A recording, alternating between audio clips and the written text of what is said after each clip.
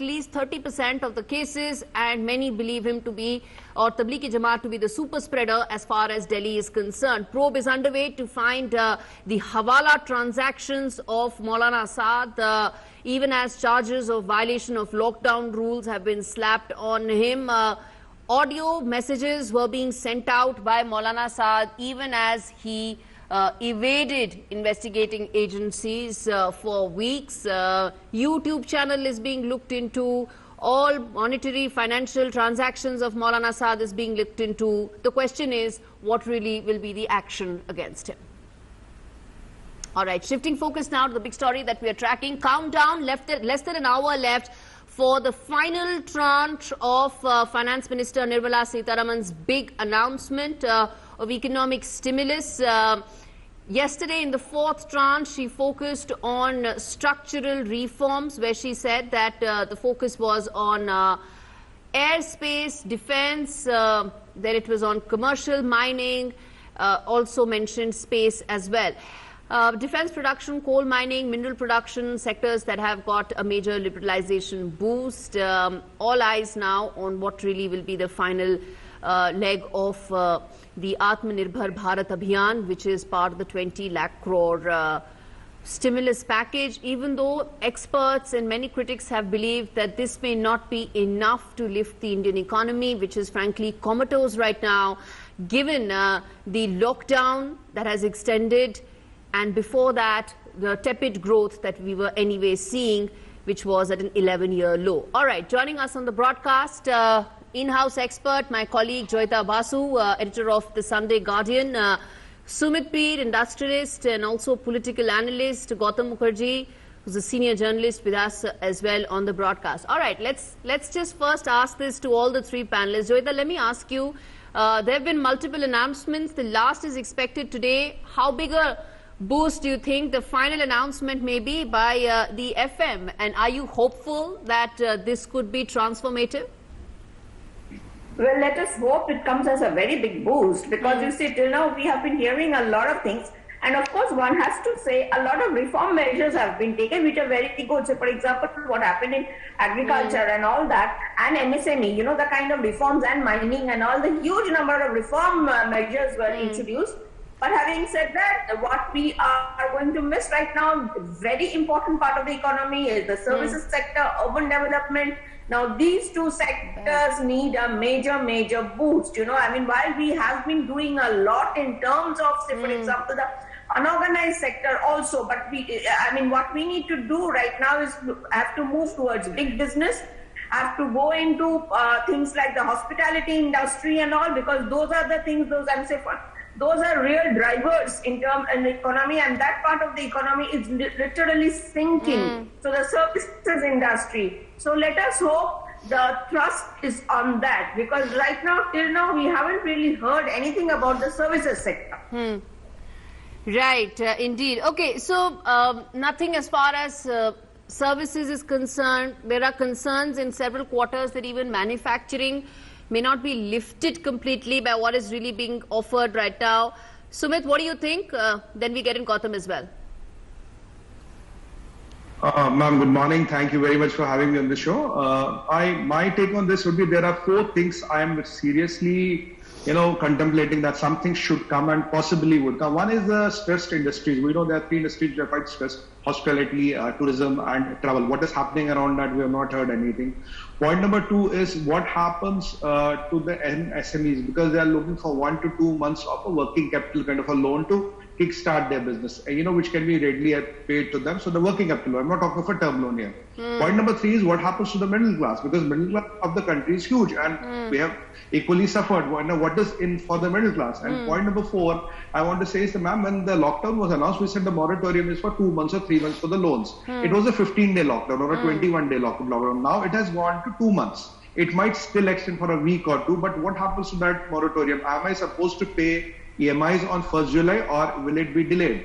That is a question which is on everybody's mind. You might be middle class, you may be industrialist, whatever. I'll tell you what. That is the question which is on mind. I hope that there will be some clarity on that. Because 2 months have been in lockdown, ma'am. We have not. While there was euphoria, there was a lot of euphoria the day it was announced, and a couple of days into it. The fact that the interest keeps piling on, really has made many people Correct. realize that it's really not much of a booster as far as lifting the economy, so to say, is concerned. All right, Manish Pandey, editor of the ITV Network, also with us. Manish, I'm going to come to you in a second. I want to first start this with opening comments from Gautam Mukherjee. Yes, Gautam, go ahead. I expect the FM to finish strong. I think she has been warming to this process of the press conferences. In each successive press conference, she was very much more fluent yesterday. Of course, she has some nice things to say, and having been in the defense ministry and now in the finance ministry, just like Mr. Jaitley before her, there was some kind of, deeper understanding and less of the silo. Will they do really quite a lot for big business and hospitality, retail? I don't know, because one of the things that gets in the way is the COVID, which this country has managed to control better than most, has debunked the worst of the naysayers who expected millions to be infected or dead by now. So industry, yesterday I was listening to Bajaj and the Scion, and he was complaining from every pore about what is happening because of excessive, adherence to the lockdown. And he says Aurangabad works a bit better, Pantnagar works pretty good, but Pune is, more royal than the king, and they won't. How can I make a motorcycle without a cable? So this kind of thing is going to go on, I believe, as long as the politicians can't seem to bite the bullet and say, okay, that's it, no more lockdown except in the hotspots, and no ifs and buts and possibility. So that's industry and hospitality and retail affected by the same problem. Now, there is the whole area of real estate, the second biggest employer after farming, which is an inefficient employer. It just has a lot of people in the rural area. Now, here it is 13 to 17% of GDP. It employs millions, more than the railways, more than anyone. So what about that? And opening up transportation full blast, again, it is not really Sitaraman's problem in today's thing, but it's interrelated. How much can she announce when everything is working with one hand? I'll tell you, Gautam, some of these are lockdown measures and exit strategy. But, this is not a strategy to lift the economy. These are exit strategies for us to really come back to normalcy. But, what is the new normal as far as the economy is concerned? And, let's get in Manish as well. It's a comatose economy right now. So much has been said about the millions of jobs that have been lost, livelihoods that are now at stake. And there are also several who believe that, it is probably this last tranche that could be the big game changer. Manish. Hi, Gauri, can you hear me? I can, loud and clear. Okay, Gauri, when you have yourself said, if we are in ICU, I think we need immediately an injection. But what she announced yesterday is more of an antibiotic course, because the amount of investments and the public-private partnership model which you were saying, it's not that India has not done earlier also in some sectors. Only that yesterday the sectors, some of the sectors which she opened or she announced is hitherto the private players have entered. Private players have already entered into defense production and all. Private players are now getting into space and all. But do you think we will get some instant results? And it will boost your economy? I think we should better concentrate on the sectors which were announced earlier of the agriculture and the MSME. And what Joyita has said, that services is something which can give you some sort of breather. Because as I said earlier also on our panel discussion, that if you spend 50 lakh, you create one job. In tourism industry, you create 10 jobs for 50 lakhs. So it's a 1:10 ratio. And also, it is giving you instant money. This, for example, the entire Northeast can be opened up. There can be an experiment done to open up it for tourism. As Gautam said, transportation in terms of carriers transportation. That can, because there is only one driver driving it. There is no fear of getting any infection. But it will help move a lot of business. So we have to see what now she will be announcing. But as we all here are of the view that what is going to actually move this country, and we have to see the results. Even the stimulus package which Trump has announced, he has to show results by July. Otherwise, he will. You know, the other side of looking at it is, Manish, that even the pinnacle of capitalism, which is US, has also realized that there is no other way but to give checks and you know, direct money into people's accounts. Even the pinnacle of capitalism has realized that, you know, maybe it is time to focus on entitlements and empowering can come later. Manish. Because that's always, you should keep one thing in mind. Trump is doing to serve two purposes. One is the political emergency which he is facing. His stimulus package is not like what PM Modi has given. And that's the fact that PM Modi's ratings have gone up so much while Mr. Trump's ratings have gone down in that ratio. Joyita, you want to come in there? I can't hear what Manish said. Manish is, you know, we are talking about, you know, I asked him this question and I throw this open to the panel, that the pinnacle of capitalism, which is the American economy, there is a realization that people need to be given money directly into their accounts. It's an extraordinary situation. Can I add one line before? Sure, go ahead. But okay, yeah, go ahead. Add, other than the political emergency which Trump faces, which he's balancing with his handling of Corona and all, he is having 3 million unemployment figures, and that is mounting every day. The thing is, he can only give direct benefit transfers to at least score some point. And the economic stimulus package will only yield results after July. And when people come out in the public meetings, they will question him. So he has some answers to give. So that is something different. That is something different. No, that's one part of it. So, Joyita, the question is that, you know, while of course, you know, the political landscape in America is different. Of course, Trump faces a re-election in less than 6 months. But the larger question, you know, in terms of resurrection of the global economy, and therefore the resurrection of Indian economy is really a larger question here. And how do we really solve that problem? So basically, what I guess you are suggesting is that, you know, that net of dole should be expanded from where it is right now in terms of, say, for example, the farmers, etc., who are being already given those, you know, started last year, those 2,000 rupees out.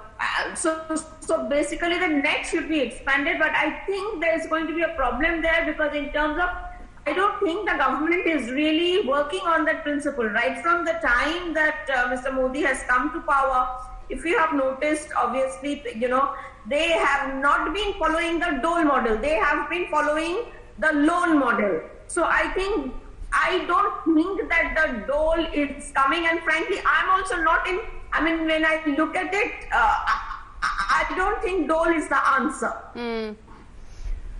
Okay, Sumit, you wanna come in there?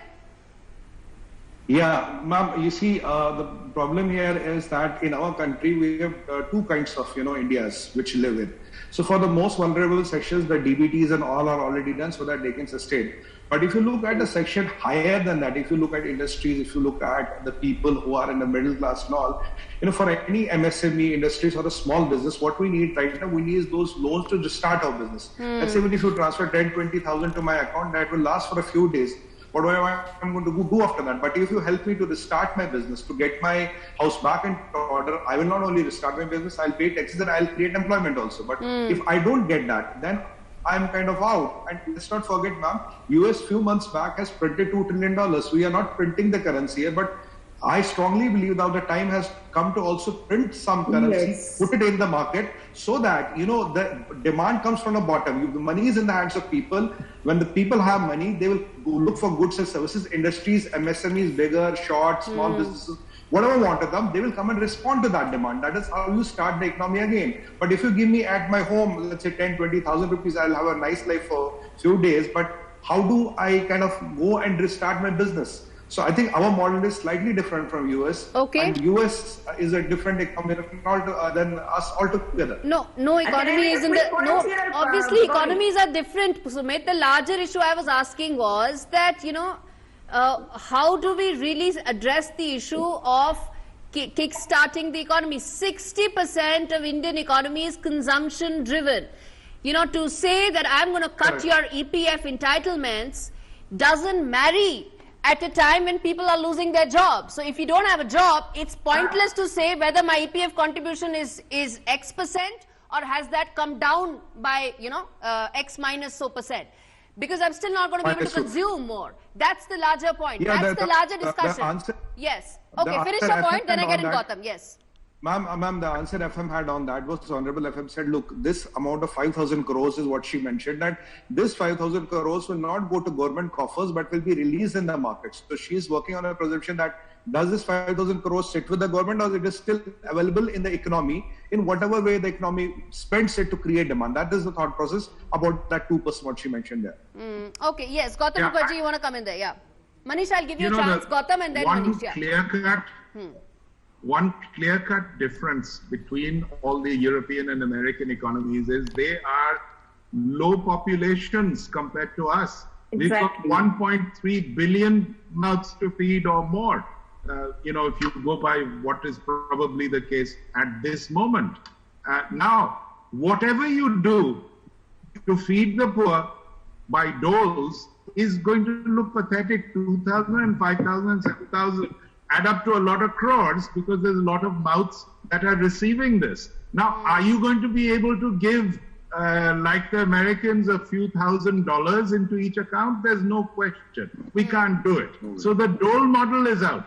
Liquidity model is what is the government following, and it makes sense because if you Okay, so I'll also say what the FM said. I was just going through my notes because I had specifically written what the finance minister had said in yesterday's press conference when she was asked that how about putting money directly into the hands of people to create demand. So she had said, we hope people will get back to work and find livelihood with all the decisions taken for MSMEs, in response to a question specifically about whether you should put money into the hands of people. All right, yes, Gautam, finish your point, then I get in Manish. Yeah, so basically it's the liquidity. Now where I have my sort of trepidation is the banks getting on with it, is the people, I mean, what they should do, just as they went around offering people loans in good times, offering people all sorts of credit cards in good times and so on, they need to go after the MSMEs on a proactive basis and say, look, the policy decisions have been taken. We are flush with funds. We've looked at your profile. Would you like us to lend you this money? Why don't you come in? So this kind of thing, you need a proactivity instead of the my baap sarkar, you come to me, I will consider, I will ask a manager, I will ask my board, and my drawer is open, please look at it now and then, it is good for me. I'll tell you what, Gautam, all of us have to make a conscious effort to not trivialize what's happening right now. I'll tell you why I say that, sir.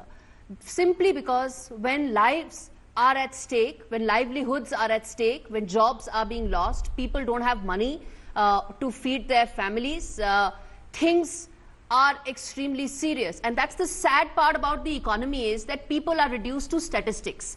Everything is just reduced to numbers. And that is the really tragic part about any discussion as far as economy is concerned. And that is what we really need to make a conscious effort to stay away from. Manish Pandey has been wanting to come in for a while. Yes, Manish. Yeah, Gauri, I just want to add one thing. And taking back to US had also this experience just a little bit back, 6 months or 8 months back, when the shutdown happened. There also they had to give those paychecks, even if it was just $1,000 but they also gave some relief and all. So that experience was also counting on Trump's mind because it gives you instant relief. And US life is unlike India. Here we can go back to village, we won't starve to death. US is all on mortgage and social security. Okay, so even though it is 4 times bigger than India, but it is 1/4 of India's population. So we have to think our way. We have to think local. And I fully agree with Joyita because self-reliance cannot happen on dole-outs. It's not a dole-out democracy. What he is giving you an opportunity because he is trying to create the enterprise and the entrepreneurs out of you. And he knows fully well that the agriculture and the MSME sector, you only said that we are 60% consumption-driven economy, but we are not production-driven economy because for 1 week or 10 days, we were without even hand wash and Dettol soaps and Dettol bottles because all those things come from China. We took 10 days to mass produce it at our outlets with whatever facilities available. So we have to balance these things and we have to think because whatever she has said yesterday and whatever ideas are coming, we have to just pick. It's a very humongous task and it cannot be just left at the discretion of the secretaries, empowered committee of the secretaries to decide. Then again, we'll get into all those licenses and the permits and everything. Why can't they reach out to people who are ready to change the economy? I hardly see the administration reaching out to a farmer, which is still the backbone of your economy. Farmers, we treat farming as not as a profession. We should start treating agriculture as a profession. We treat it as a liability. Sir, if we start treating it as a profession, half of those people who are right now underemployed in farming need to be given a separate job and completely taken away from farming. Structural issues of farming have never been addressed. No, Gauri. Yes. Gauri, I just want to clarify your doubt. I don't know how much connection you have with the village. By lineage, I am a farmer. But I left it only to look for jobs. It's not that I cannot do farming. It's only that I have to make it attractive. Okay. All right. Yes, no, I understand what you're saying. But as I said, the structural issues haven't been addressed. All right. Let's come back to the larger issue from here on. Sumit wants to come in and then I get in Joyita. Just 2 quick points, ma'am. The point number 1 is regarding MSMEs. Look, MSMEs create 81% of the total jobs in India. They're the biggest job creators in India. A very simple solution is there. Look at an MSME for last 3 years returns, and then you will know what is his average turnover, what does he do as average. If a 1 month or a 2 month working capital loan is automatically sanctioned, it's something like, let's say I'm using a credit card and bank sends me a note, okay, your limit is enhanced to this. If you say yes, you get it. So by that way, the working capital problems can be kind of enhanced. Even if you want to do a 1 month, that should be good enough for him to immediately get it. You don't have to do application all. You just average 1 month is available to you. If you're a small business, you're not filing returns and all that. AI-based software can tell you what is your monthly outflow, and that amount of money can be as a working capital or what we call as a credit limit can be allocated to these people so that they get back to business. Second point is about the real estate, ma'am. Real estate still does not have the status of an industry in our country. It's the biggest employer, what Gautamji rightly said, after farming, but they are not, so they're borrowing, their costs and everything is exponentially high. If you take care of MSME and real estate, a lot of employment problems in urban and some urban, semi-urban pockets will be handled to a great extent. That's my limited point on this. Okay, so MSME, again, something, a good data point to tell. 6.11% of India's manufacturing GDP comes from MSME. 24.6% of India's services GDP comes from MSME. So a quarter of India's services GDP is accounted by MSME alone. All right, Joyita has been wanting to come in for some time. Go ahead, Joyita. As we await the final tranche of the stimulus package, what would be your one thing that you would, or one reform, one big announcement that you would be looking out for? Well, I think particularly something about the real estate sector. I mean, of course, we have been all this RERA and all, I hope more will be done for the buyers. and also in immediate terms, and especially some sort of, I mean, it has to go beyond radar. It has to, because since we are talking reforms here, because we are not just talking about giving money, what we saw yesterday and what we saw, kind of the major reform measures have been taken in, say, for example, agriculture and all. I hope they go into that area when it comes to real estate in particular, because that's a huge job generator. And in fact, not just that, I'm certain in terms of manufacturing and all that, they also will have to go into that. And I hope also, Gauri, I remember you wrote in your column last week in the Daily Guardian about, that conditions have to be created in terms of port.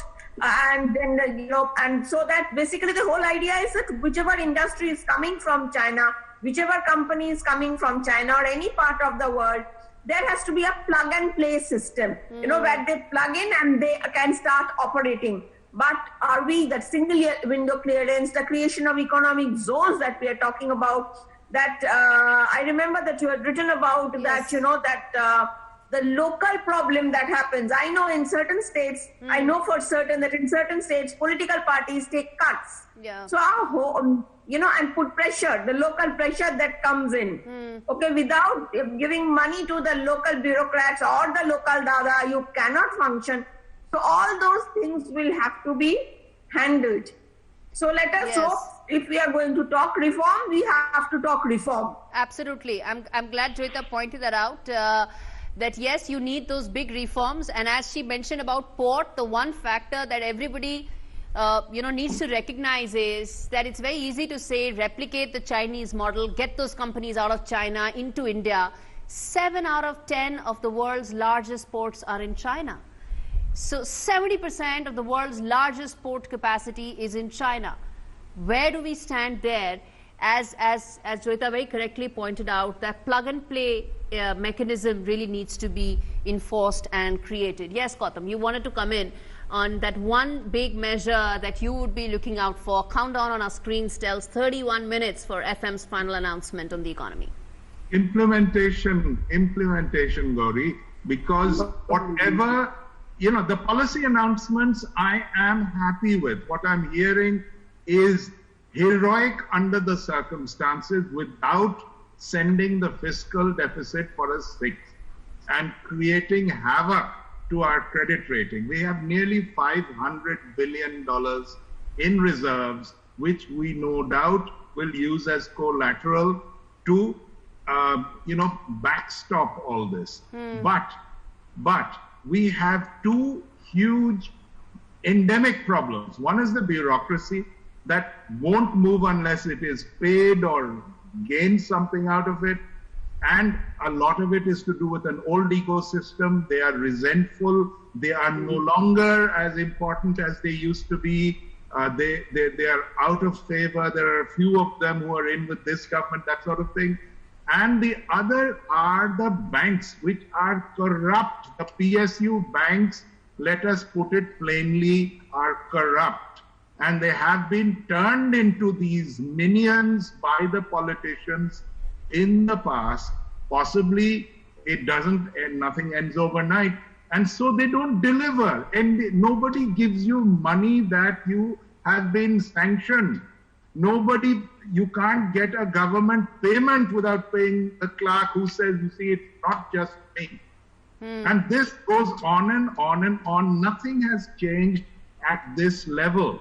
And because of this, the only way I can think of is to bypass it. What Sumit just said, that put the money in my account, give me working capital, give me like an overdraft limit for a little bit of time until I can get my bearings.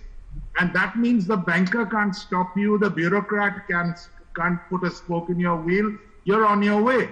Now, in the income tax department, this has been done. The nexus between the chartered accountants and the income tax officers has been cut completely. Everything is online. The guy who's assessing your direct tax return doesn't know who you are. Your the number is all. I was once called in for a scrutiny and I went there, but every time I go there, I would make sure I sent an email, and the Okay. income tax officer said, please don't send emails. Everybody in the department can see your email. Come and see me. So in other words, this is transparency in a Byzantine place like the income tax Gautam, department. let's also You've remind got our to do the viewers that in same the thing last to 6 the banks. years, You've got to do the same thing to the bureaucracy. Gautam, let's also then remind our viewers that in the last 6 years, the taxman's hands have been strengthened under this government. There have been measures that have been taken that has strengthened the hand of the taxman, of the DRI folks, of the revenue department, with those very, I mean, you can use whichever adjective you want to, but some of those measures that have been used and added into those clauses are just downright unfair. So that's something that has been done in the last 6 years, and it's important to point that out because you mentioned that. All right, Manish wants to come in, and then I guess give Sumit a chance. Yes, Manish, what would be that one big announcement that you would be wishing and looking out for? I would look to tourism industry, hospitality industry, also the restaurant business, which is a big employment generator. And as Sumit said, we have already talked about what potential agriculture and MSME sectors hold, and we have given specific examples of khadi and all, and the trades there are really 200 odd sectors which are waiting to be harnessed for the maximum employment generation.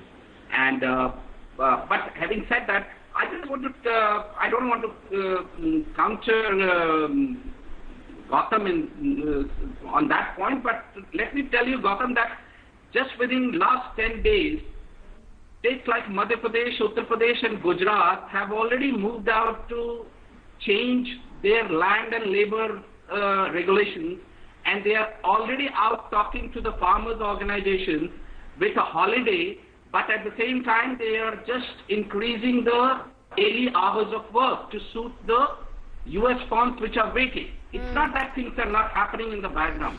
Things are happening in the background. India cannot move at this pace of China as we are expecting it to, because there are a lot of road bumps, including political compulsions and then public sentiments and all that. But yes, but we have not come across a big corruption case where the government is involved in the last 5 or 6 years. But we have seen that from 2010-14, we all know, don't want to list those. So we have to believe, and I know that it's a humongous task and execution will be key. So have faith in them, and the bureaucracy has to go in sync with to match his speed and to realize the dreams. But I still feel that the infrastructure projects which are waiting to be opened up again, and Minister Gadkari said that day that there are at least 27 projects they are about to start. That will be a big boost for the economy, because now the government is also saying that the payments for that is now, they are only 6 months more to complete the projects and all. There are 26 also to register for new projects and all. So it will be infrastructure, transport carriers, tourism, and real estate. They are actually going to be the money spinner for this country. So that's what I want to say. Okay, infra holds the key, really. Yes, Sumit, you were wanting to come in. Ma'am, I have a limit. In this country, we know if we are really serious about anything. I agree with Gautamji, there are a lot of implementation hurdles because of the old ecosystem where people have interest. So, but today the good thing is we have the political view, we have the vision, and the Honorable Prime Minister wants it. The way out is what we did with the water. Water was a problem here. We made a Jal Shakti Mantralaya, a separate ministry to handle water. And trust me, within 2-3 years, you will see water and all problems streamlined. And option is a separate ministry for foreign direct investments. We have bodies like TPCI, like Trade Promotion Council of India. They should be given targets. Now, with these ministry, along with TPCI and all, should go and participate in every fair, every goddamn big event in the world. Go and meet their investors. What happens in these fairs, you might not get people, but you definitely get the mind share. I have seen Chinese ministries and bodies in every trade fair of the world have stalls wherein they say, what are the advantages of coming to China? What do we bring to the China? Because that is where the industry meets. So winning that perception battle, go travel the whole world, have a target. Okay, this is the target of this ministry. Only this ministry is supposed to get the FDI into India. This is not a part of Ministry of Commerce. This is not a part of Ministry of Finance. This is a strategic ministry, because if you want this business to move from China and other parts of the world, a separate ministry, a separate focus at TPCIL, which is very, very active, traveling, getting demand, creating those MOUs with billions of dollars, that is needed. Then they will look into these implementations. Then the single window clearances will happen, bureaucratic hurdles will move out, because then that person is only responsible for this job. If you give me if I have 10 jobs and one of my job is this, if I'm doing well in 8, I might not do well here. It's okay, I will live with it. But if my only job is, look, Sumit, this is your only job, getting investments, and this is what your target is, this is what your body is, only work on that. That is what you do 24/7, 365 days a year. And I can trust you, ma'am, with all this implementation, and if we have some reasonable budget, we can do the magic. We can get these people, because I've seen Chinese doing it. They are present in every trade fair of the world, every event of the world, talking about come to China, what do you get in China? But where is that initiative? This cannot be a single thing. This has to be a direct, aggressive. We have to be like in Make in India. The Honorable Prime Minister said, come Make in India. Now we have to go out and attract them. This is what we bring to the table. This is what our offering is. Come and do it. Now we have to go to their home. We have done the announcement. The announcement is great. We appreciate the vision. But what about the implementation? Go to them and bring them. It's sales, right? It's as good as doing sales. Go and bring to them and get them here. But that's really, devil lies in details, and it's the implementation part. How do you really ensure that happens? That's really the key, isn't it, Sumit?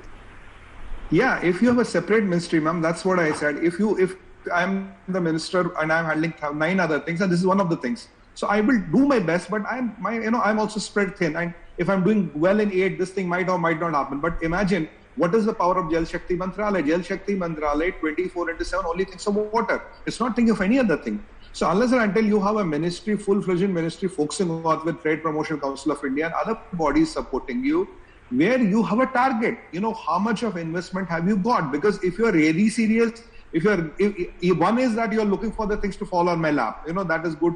China se pareshan ho gaye, they're coming to my lap. That is it. Second is, we go for it. We have people who can run it. There are people who have the capabilities to run it. There are people who have the experience to run it. Let's develop this ministry or a body, or all let them go and get this thing to our country. It has to be an aggressive push, not an announcement will do, but we have to be seen doing it at every goddamn event in the world. That is what creates the perception. That means we're serious. The Prime Minister has given his vision, but what about the implementation? This is implementation.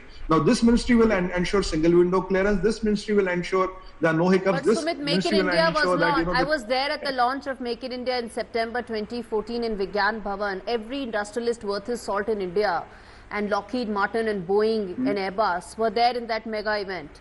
It was, if my memory serves me right, it was September 2014. It's going to be 6 years complete this year. Except for electronics and IT, Make in India has seen a very tepid response so far. So, that really is manufacturing. Because it doesn't have a target. Ma'am, because it doesn't have a target. There's nobody carrying a target on it. What is your target? Manish wants to come in. Yeah, Manish wants to come in. Yeah. Gauri, first of all, to my Sumit, my very good friend, Sumit, no more new ministry. No more new minister. It will take another 6 months to let other ministers and ministries go and coordinate with that new minister. I only suggest ease out the workload on PMO and let the ministries take their own decisions. Let the corporatization of bureaucracy happen with incentives and all.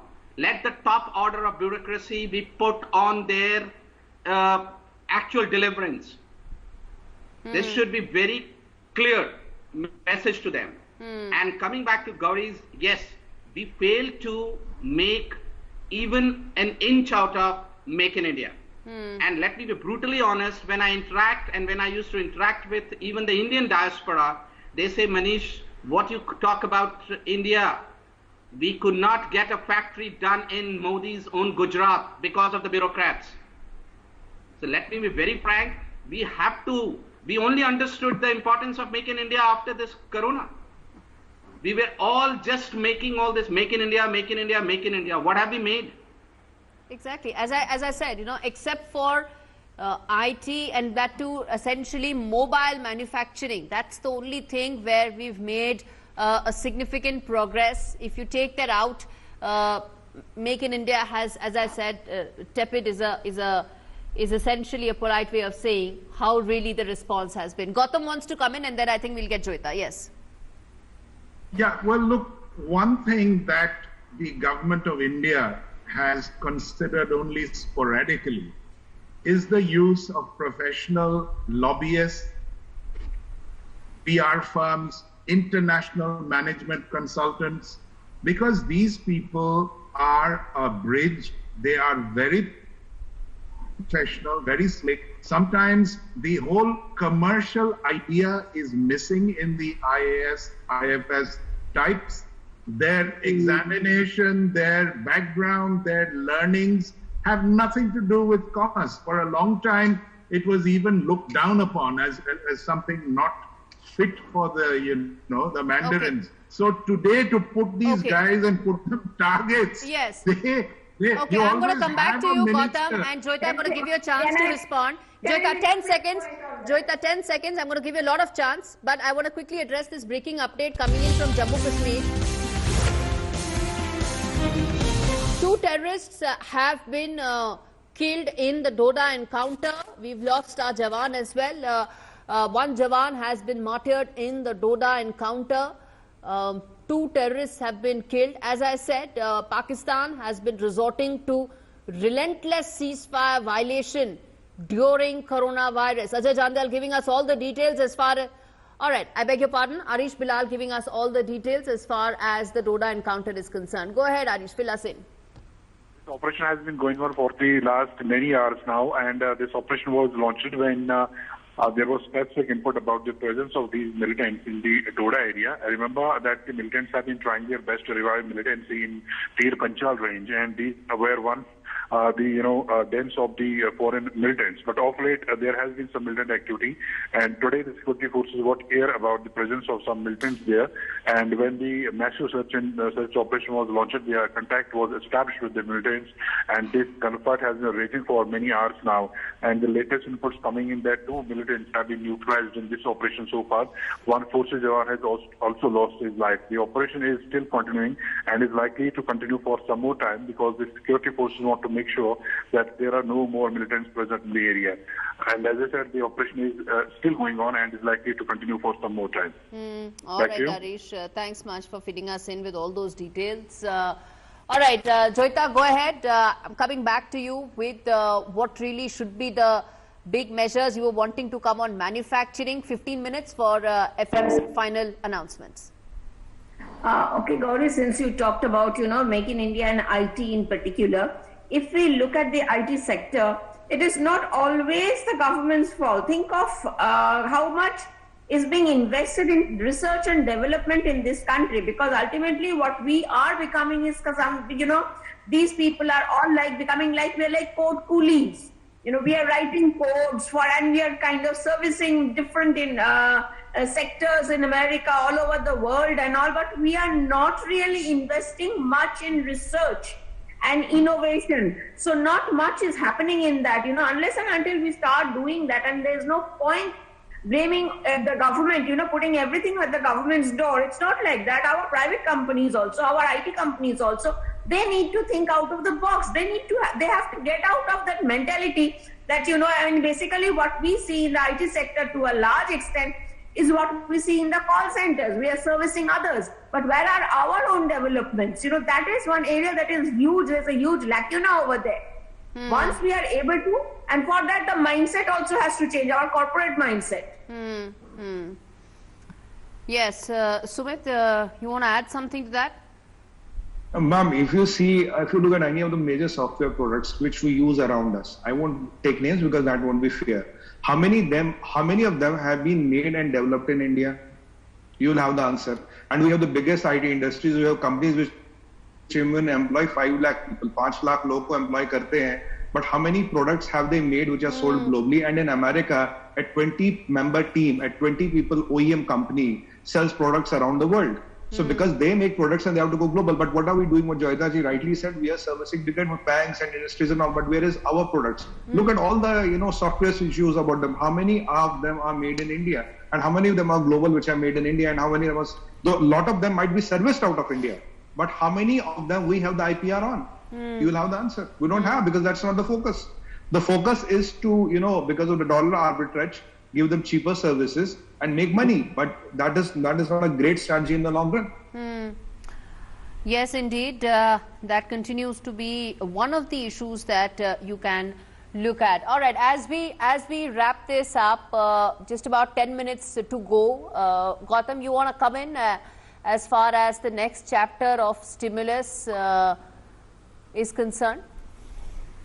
Stimulus. Well, like I said, I think a lot of areas which have not been addressed, like real estate, like big industry, will possibly be addressed today.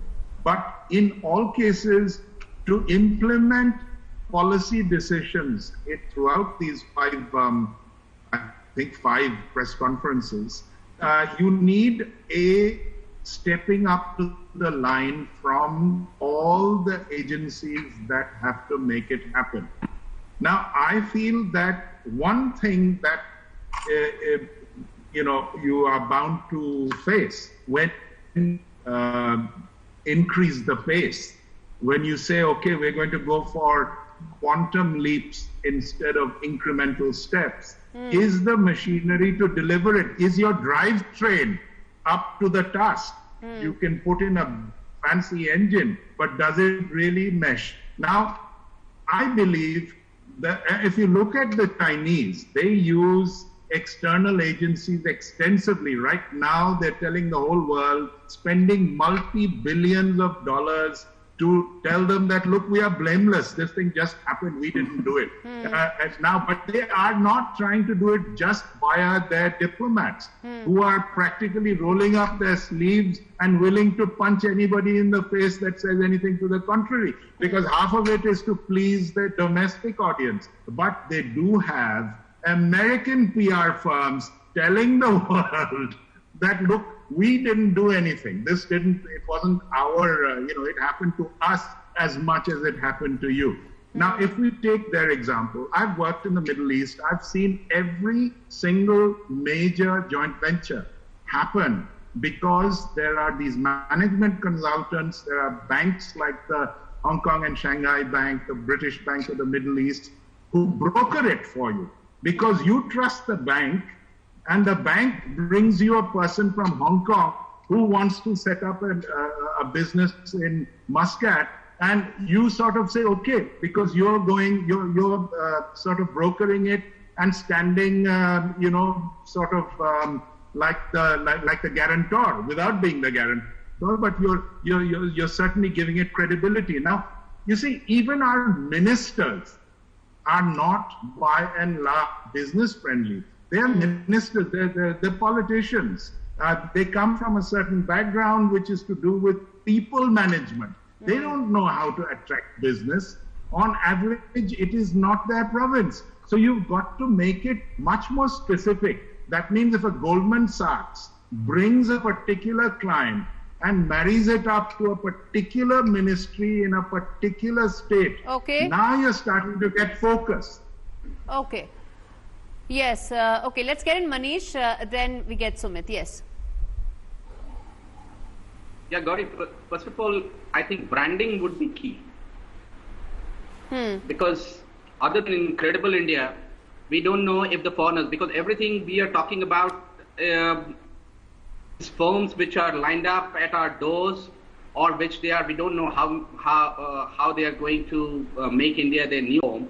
Because we need to project India. We don't have any such campaign which can lure it. So here I fully agree with Gautam, who says that we need those consultants who I call them lobbyists and all, who can push your case for.